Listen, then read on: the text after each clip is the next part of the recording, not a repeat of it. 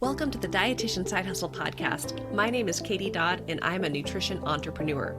I spent 7 years as a side hustler before diving into entrepreneurship full time. Before making the leap, I was bringing in 6 figures through my side hustle. If I can do it, you can too. This podcast is for dietitians, interns, and students who want to be inspired to start or perfect the side hustle of their dreams. Let's do this. Hello and welcome to the 222nd episode of the Dietitian Side Hustle podcast, The Journey Towards Healing with Amber Lyn. I am so excited today to have my friend Amber on the podcast. Now I know that many of you are listening to this on an audio platform, but if you are by chance watching this on YouTube, you will actually see that we are together and Amber is here in my home office. First time I've ever done a podcast with someone else with me. I was telling Amber, like, most of the time it's just me in this room talking to myself, so it's great to have someone to talk to. Now, you guys are in for a treat with Amber on the podcast. I'm going to read her bio, actually from the back of her book. I'll be telling you more about this, but I'm going to read her bio, then kind of give you my informal introduction of Amber. So, Amber Lyn is a speaker and award-winning singer-songwriter. Her journey through life's trials and triumphs is intricately woven into the fabric of her stories and music, creating a tapestry of raw emotion and perseverance. Amber invites listeners into her world through her soul-stirring melodies and heartfelt lyrics where pain meets triumph and adversity fuels resilience. Her songs serve as a testament to her journey of healing and self-discovery, and you can find her at amberlynspeaks.com, Lyn with one N. Amber has been, we've known each other for quite a while now. Long time. It's been a minute. Recently reconnected, and the reason I wanted Amber to be on this podcast is that even though Amber is not a dietitian, we're not necessarily talking about side hustles here. You guys who listen to the podcast know that a lot of what I talk to you guys is about mindset, confidence, uncovering what is keeping you stuck, because if we don't deal with the root issue of things, we're never going to have success, especially long-term in business and really anything that we pursue. So Amber's got such a cool story. She wrote a book called A Girl's First Love. She has a song that she will be singing for us live on the podcast, so it's going to be such a treat. And I'm just going to go through and ask some questions, and this is going to be such a fun episode, and I hope that you all enjoy it. And Amber, welcome to the podcast. Thanks for being here. Thank you so much for having me, Katie. I so much appreciate you and what you're doing and your heart for people. And I know that's one thing that we really connect on, is we do really care about people and seeing them live in their true value and to their fullest, whether that's in family life or business, relationships. So you and I definitely have that in common. So thanks for having me. I'm excited.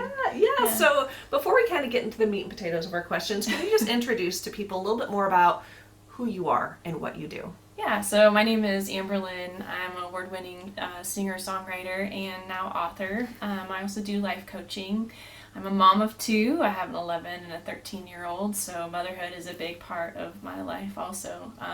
I've struggled most of my life with fear and self-confidence, and that's something that I've had to really overcome with being in front of people, and still a work in progress. It's not easy putting yourself out there and being in front of people. And the type of music I write is, I wrote for me. It's vulnerable, it's therapeutic for me, and I never in a million years expected it to touch so many people when I wrote it for myself, and now many people are benefiting from it. So yeah, I love that. So let's actually dive into the first question I have for you. So your song A Girl's First Love has inspired many. Can you share the story behind it and how it shaped your journey towards healing and self-confidence? I'm so sorry. I told Amber, I'm like, my listeners know I don't edit the podcast, but I couldn't read part of my question, so I'm so sorry for the delay. Can you share the story behind it and how it shaped your journey towards healing and self-confidence? Yeah, absolutely. So I didn't know I could sing or even write songs.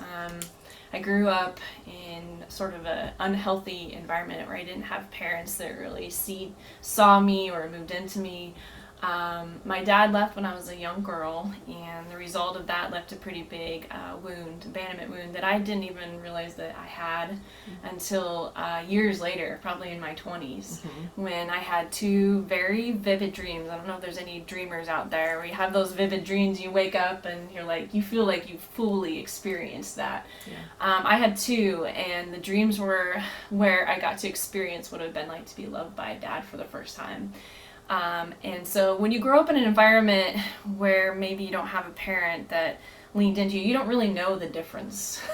But when I had those two dreams, I realized what I missed out on. And I felt like that wound that I had Band-Aid over for so long was just, that Band-Aid was just ripped off. And it was very painful, and I didn't know what to do with that. So I share a lot with people that I wrote to save my life. And out came this song called "A Girl's First Love."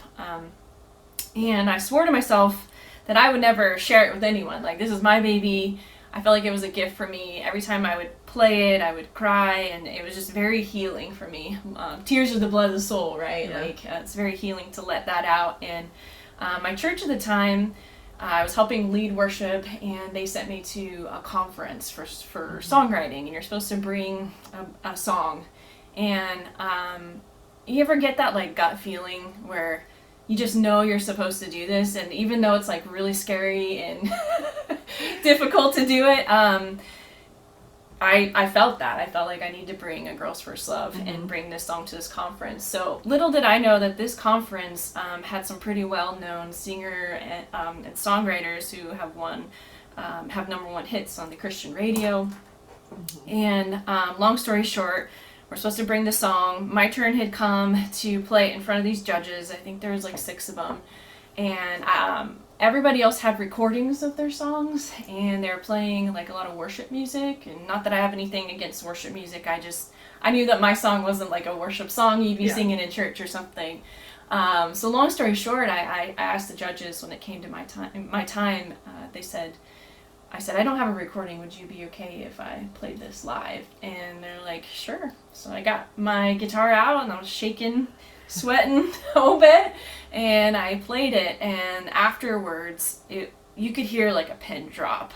And I thought, okay, now I really did something wrong. There's no clapping. There's like nothing. It was just like dead silence. And then all of a sudden, Ashley Cleveland, she's an artist and was actually winning a Grammy. She stood up and she goes in her southern accent, like, y'all are copying each other. This right here, this is authenticity.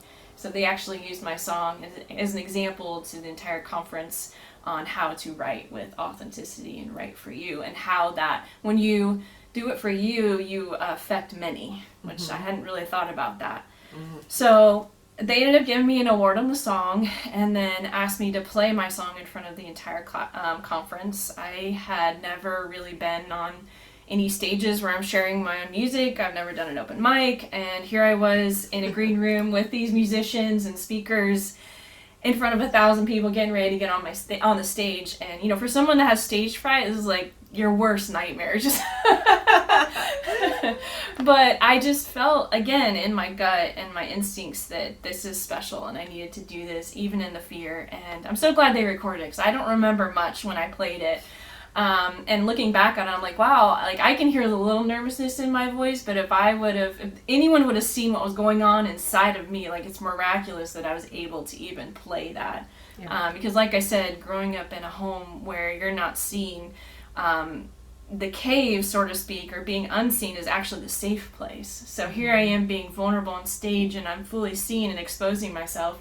Lots of like trauma responses that I was having that I didn't even realize. So long story short, played the song, and I knew I'd have some girls coming up to me afterwards who have been abandoned or are hurt by a parent. I had a few, but what I didn't expect was literally a line of dads who came up to me and said that my song really affected them. And some of the speakers even the next day found me in the hallways and said, I literally was texting my daughter that night and questioning on whether or not I should be doing as much traveling as I am, the importance of my role with my daughter.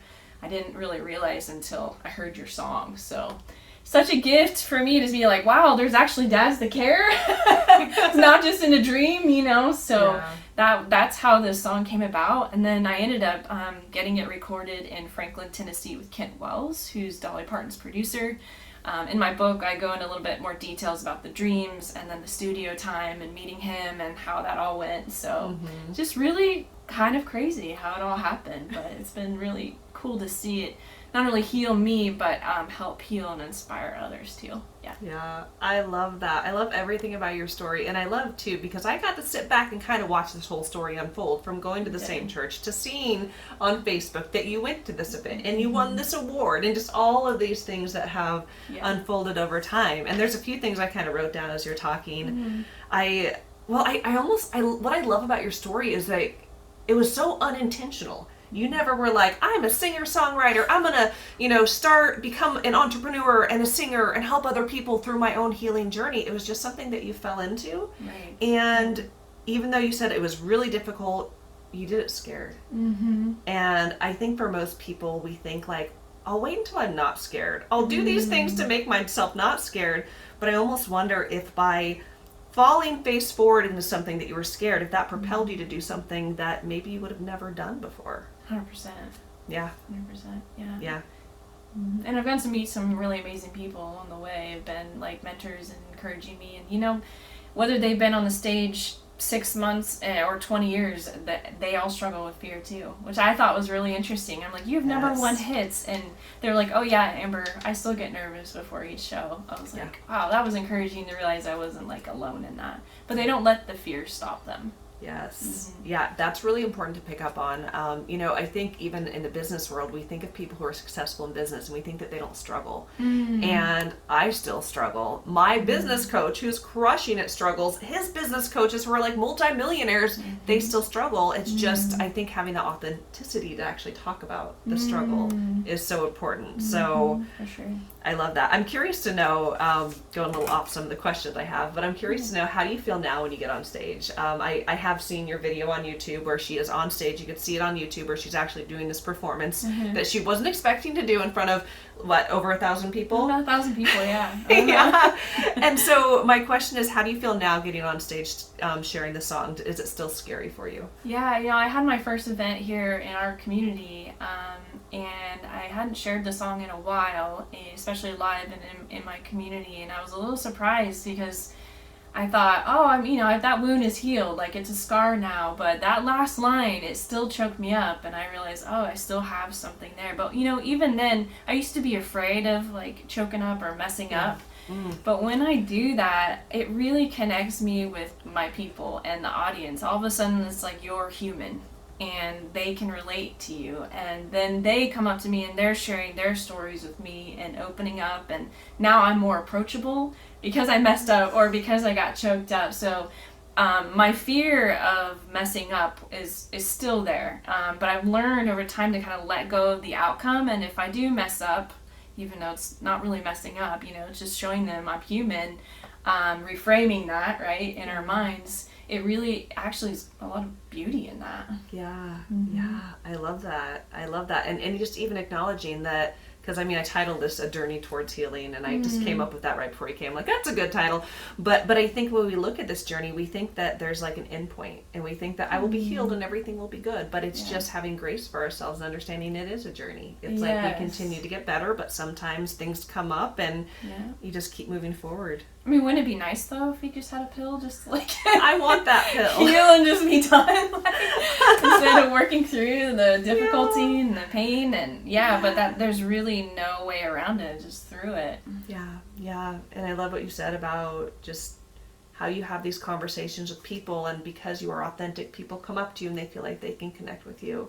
I know I was recently at the Food Nutrition Conference and Expo, which the dietitians know this is fancy. It's our national event. And I had many podcast listeners. If you're listening, hi friends! But I had many of you come up to me, and what you told me about the podcast is the episodes where I speak about mental health are the most impactful ones.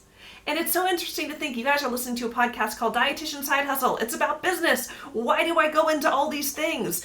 It's because it's so important. The more we talk about it, the more we are on our own healing journey, whether or not it is wounds that Amber has, wounds that I have. We all have our own different wounds. So true. And just really working towards really just living the life we're intended to live and not be stuck in fear and feeling like we have to get everything perfect. And I feel like once we get past the fear, what's on the other side is so beautiful. Yeah, and I think the beginning of moving forward, even in the fear, started with seeing that I'm worth it. Like my value. And there's a whole journey on how I got to start seeing my value and my worth, and therefore trusting my instincts more. And part of that was really getting unhealthy relationships like out of my life. And there was a season where I was pretty alone, but that also, there's a lot of beauty in that time, because that's how the dream happened, that's how the song came. But yeah, believing, not just believing, but really truly feeling even 1% or 3% more that I'm worth it is literally life changing in how I live my life. So although I do still have a lot of fear on stage, and I'm trying to rewire my nervous system, because our bodies just try to protect us, from past things that have happened, and that it gets right into a response. And so, I'm reminding myself, you're safe. Yeah. It's just gonna be okay. Like, we have safe support around us now. We're not alone. That's really important. That's what's been really helping me. But would I say that I've totally coolly overcame fear? No. I'm up there scared, and that's one of the things is part of my story. And it's really cool having people come up to me and be like, I'm scared too. Thank you for saying that, We're all scared. We're all scared. Yeah. Awesome. Exactly. Yeah, well, I definitely want to unpack more about the self-worth piece. But before we do that, I'm wondering if you could sing your song for our listeners. Now, we've been playing around with audio settings before, and hopefully the audio sounds good. Amber's going to share more information on where you can find her book, her song, if you guys want to hear, the professionally recorded one that she did, but she is going to play live for us. So I'm going to scoot out of my way. You can get your guitar, and if you guys want to see it, don't forget the podcast is on YouTube.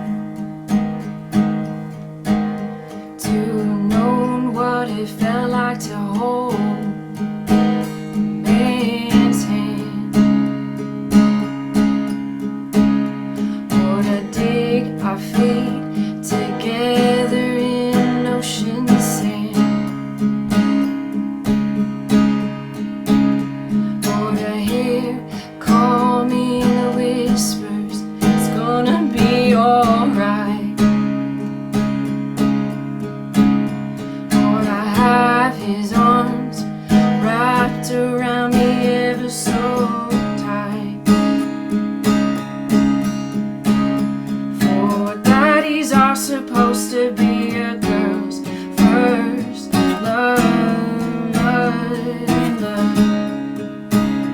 Yeah, there's something so many of us girls only dream of, dream of, dream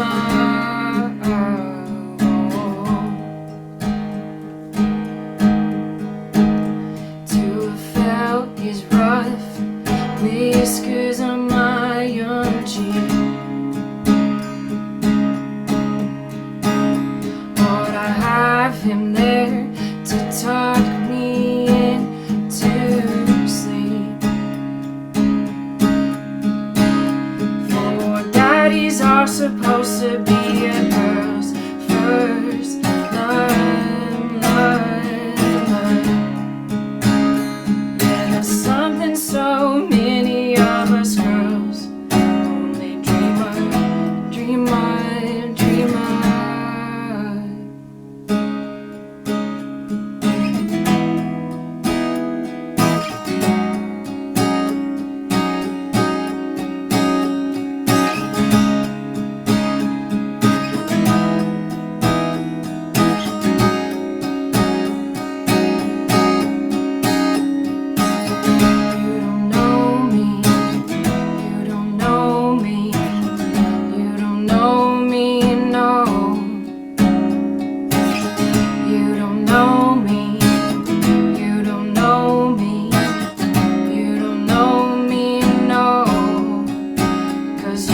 never there.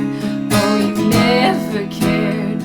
No, no, no, no, no, no, 'cause you were never there. Oh, you never cared. No, no, no, no, no, no.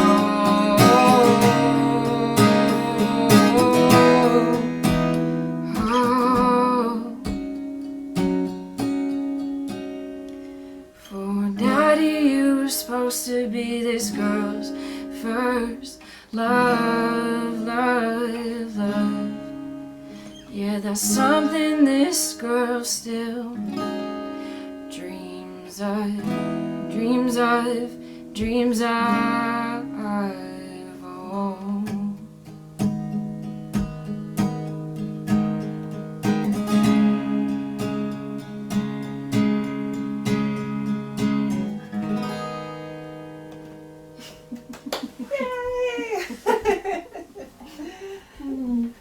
So that was such a treat, Amber. Thank you. You're welcome. You're very welcome. Oh, goodness. Well, thank you for sharing that with our listeners. Absolutely. And I just love your story, love your song. And we're gonna talk. We still have I still have another question on my list that I'm gonna ask Amber. But she does have her book called A Girl's First Love, and she really shares a lot of her story behind the book. Mm-hmm. It's got a little QR code in here where you can scan and listen to the song that she recorded professionally. And let's dive back into a question. Sounds good. So you've built a business around inspiring and empowering others through music, your book, coaching. What advice would you give to someone struggling with self-worth and fear? Give yourself grace. I mean, it's a process. It's not about necessarily the destination, but working through the process. And like I said, even if you're 1% believe more in yourself or 1% have less fear when you're on stage or in front of people, like that's literally life-changing. So for me, it's like giving myself credit for the movement that I have rather than shaming myself where I should be like further along than I am. Because I think we tend to be really hard on ourselves. So, Yes. And then the other thing is support. Surrounding yourself with support. I know that you're a great support for your audience. I'm also doing that. I have my own coach. You have your own coach. I literally don't think you can do this alone. Like you could maybe, but it's going to be very difficult. Yes. So having safe support is just like really huge. Yeah. Yeah. Yeah. And as you were talking, I was thinking too of the way we can talk to ourselves sometimes is so mean. And sometimes I think this might be helpful for people to think of how do you speak to other people that you love, whether or not it's a child, whether or not it's a friend, a family member, and would we ever speak to them the way we sometimes speak to ourselves? And when we think of this concept of just like 1% more belief in yourself, like sometimes it's thinking of, well, how would you say it to yourself if you were talking to a friend, if you were talking to someone you love? And it's like this little shift in us to realize like, oh man, my voice might be mean. I might be very critical to myself. One of my good friends, Patrick Doyle, he has a saying, says, "You're the prize, don't let anyone treat you otherwise, including yourself." Yeah. And I love that. It's true. It's like we can be pretty self-critical. Yes. Yep, absolutely. Yeah. I know on my own journey because I started this podcast in the end of 2019, and many of my friends have been listening to this podcast since the beginning. And when I first started my entrepreneur journey, my self-worth was actually very low. It could be easy to look at someone and be like, oh, they're so confident and so positive. Yes, I'm positive, but I will say that is one of my traits that is both a beautiful thing about me and also a very negative thing about me. And so for me, one of the things that I've learned about entrepreneurship is that it has been the best personal development journey. For me, it's almost been like therapy, and I still do therapy, but just the confidence that I've built and my self-worth between when I started this podcast and now, it's like 1,000% better, even the 1%. But it only started 1% at a time, and 100% what you said, it has to do with community. I wouldn't have been here if it wasn't for my community.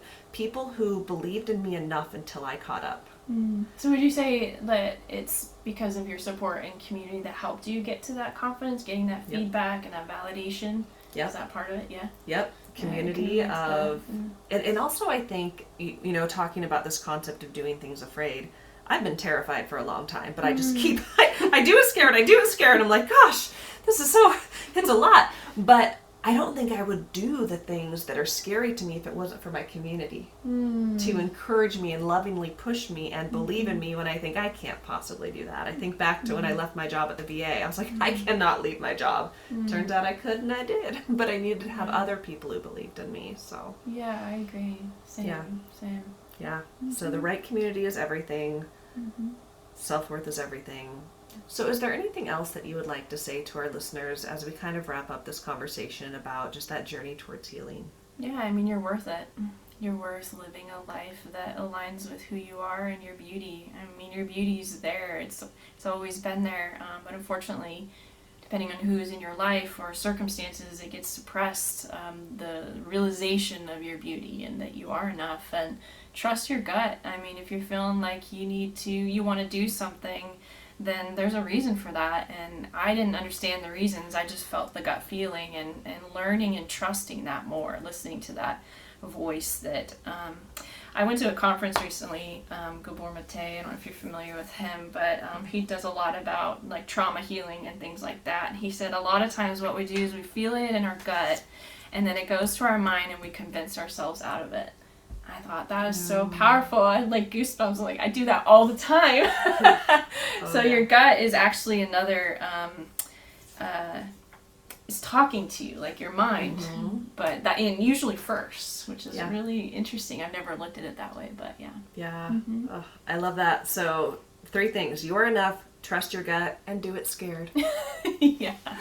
So, Amber, where can listeners find you online, find your book, and contact you about coaching? Yeah, so amberlynspeaks.com, and again, Amber Lyn with 1 N, yes.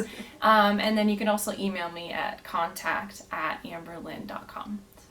Awesome. Thanks for having me. Yeah, and where can they find you on social? Are you active on social? I know you got your YouTube. I do, and it's under Amber Lyn. And if you go to my website, you'll see the socials. Perfect. And it can send you all there. Sign up for email.